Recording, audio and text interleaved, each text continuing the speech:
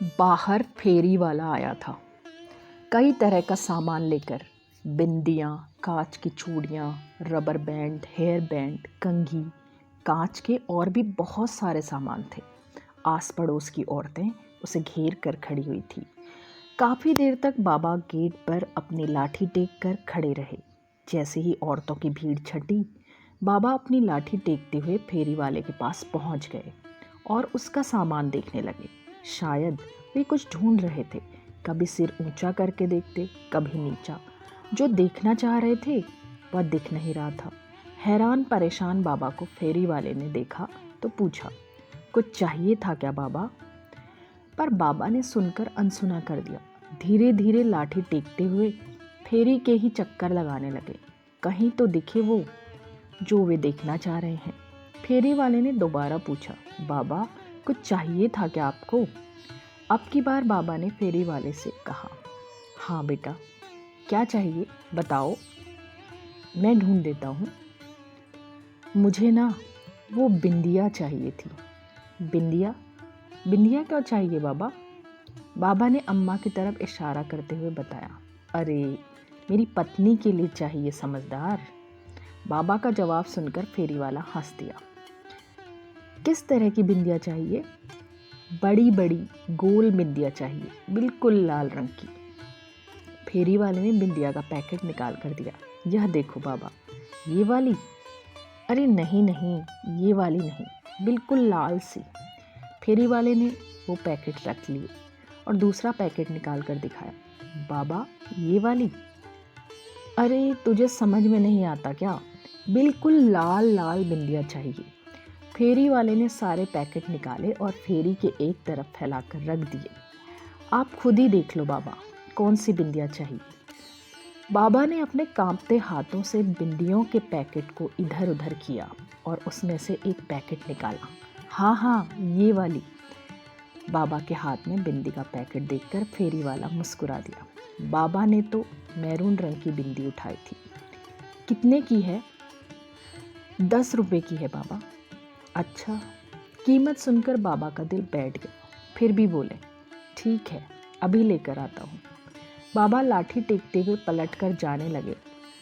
तब तक घर में से बहू आती दिखी। उसे देखकर बाबा बोले, अरे बहू, ज़रा 10 रुपये तो देना, फेरी वाले को देने हैं। अब क्या खर्च करा दिया आप लोगों ने? बहू ने लगभग चिल्लाते हुए कहा। अम्मा के लिए बिंदिया खरीदी थी, उसकी बिंदिया ख़त्म हो गई हैं। कई बार बोल चुकी है, बाबा ने धीरे से कहा। बस बस, आप लोगों को और कोई काम तो है नहीं, बेवजह का खर्चा कराते रहते हैं। 70 साल की हो चुकी हैं अम्मा, क्या अभी भी बिंदिया लगाएंगी? इस उम्र में अभी न जाने क्या क्या शौक़ है। देख बेटा, बात शौक़ की नहीं है, अम्मा भी सुहागन है, इसलिए उसका मन नहीं मानता। सिर्फ 10 रुपये ही की तो बात है, अंदर जाकर दे दूंगा। कहाँ से दे दोगे? जो पैसे देंगे वो भी तो मेरे पति की ही कमाई है, मेरे पास कोई पैसे नहीं है। इतना कहकर बहू बड़बड़ाती हुई अंदर आ गई। अम्मा ने खाट पर लेटे लेटे ही बाबा को इशारा किया। बाबा ने पलटकर बिंदी फेरी में वापस रख दी और लाठी टेकते हुए अम्मा के पास आकर बैठ गए। बाबा ने देखा अम्मा की आंखों में आंसू थे। माफ़ करना पार्वती, मैं तेरी छोटी सी भी इच्छा पूरी नहीं कर पाया। रहने दो जी, बेचारी बहू भी परेशान हो जाती होगी, काहे दिल पर लेकर बैठ जाते हो? बिंदी ही तो थी। हाँ हाँ, बिंदी ही तो थी, कौन सी हज़ारों रुपये की आ रही थी। बाबा ने व्यंग से हंसते हुए कहा, बिंदी ही तो लगानी है जी। एक काम करो, पूजा घर में से हिंगलू ले आओ, उसी से लगा देना, पर आज अपने हाथों से बिंदी लगा दो। बाबा ने अम्मा की बात सुनी और फिर लाठी टेकते हुए पूजा घर में गए। थोड़ी देर बाद बाबा हाथ में हिंगलू लिए अम्मा के पास पहुँचे। लो पार्वती, उठो, मैं तुम्हें बिंदी लगा देता हूँ। पर अम्मा में कोई हलचल न दिखी।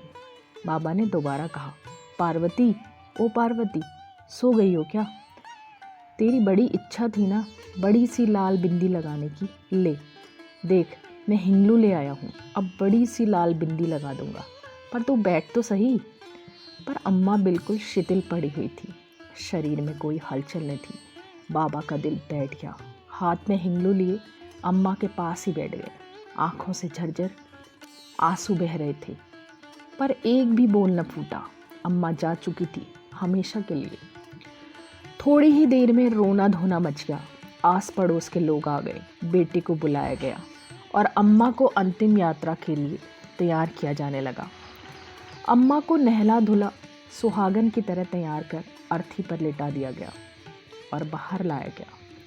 बाबा ने देखा अम्मा के माथे पर बड़ी सी लाल बिंदी लगी थी। बाबा उठे और घर में गए। थोड़ी देर बाद बाहर आए और धीरे धीरे अम्मा की अर्थी के पास गए। उन्होंने अम्मा के माथे से बिंदी हटा दी। बाबा, यह क्या कर रहे हो? अम्मा सुहागन थी, आप बिंदी क्यों हटा रहे हो? बेटे ने कहा। बेटा, उसका पति बिंदी खरीदने की औकात नहीं रखता था, इसलिए हटा रहा हूँ। सुनकर सब लोग अवाक रह गए। बहू शर्मसार हो गई। सबने देखा बाबा अपने हाथ में लाए हिंगलू से एक बड़ी सी लाल बिंदिया अम्मा के माथे पर लगा रहे हैं। थोड़ी देर बाद बहू की चित्कार छूट गई। बाबा भी अम्मा के साथ हमेशा हमेशा के लिए लंबी यात्रा पर रवाना हो गए थे। मित्रों, यह भावनात्मक और हृदय स्पर्शी कहानी बहुत कुछ संदेश दे रही है। अपने समाज में सिर्फ 2-4% ही बुजुर्गों की स्थिति अपने परिवार में सम्मानजनक है। कहीं इसका मूल कारण संयुक्त परिवार का एकल परिवार में रूपांतरण, नाते रिश्तों की समाप्ति, धन लिप्सा की अंधी दौड़ एवं लड़के लड़कियों का पढ़ लिख कर सबसे अधिक जानकारी और बुद्धिमान होने का झूठा अभिमान, किताबी ज्ञान का होना परंतु व्यवहारिक ज्ञान की कमी होना तो नहीं। कृपया हम सभी एक छोटा सा प्रयास करें। अपने घर के बुजुर्गों का उचित सम्मान। सभी को एक दिन बूढ़ा होना ही है। माता पिता के न रहने पर ही उनका महत्व मालूम पड़ता है। इसलिए पश्चिमी देशों का अनुसरण न कर हम अपनी भारतीय संस्कृति का अनुसरण करें।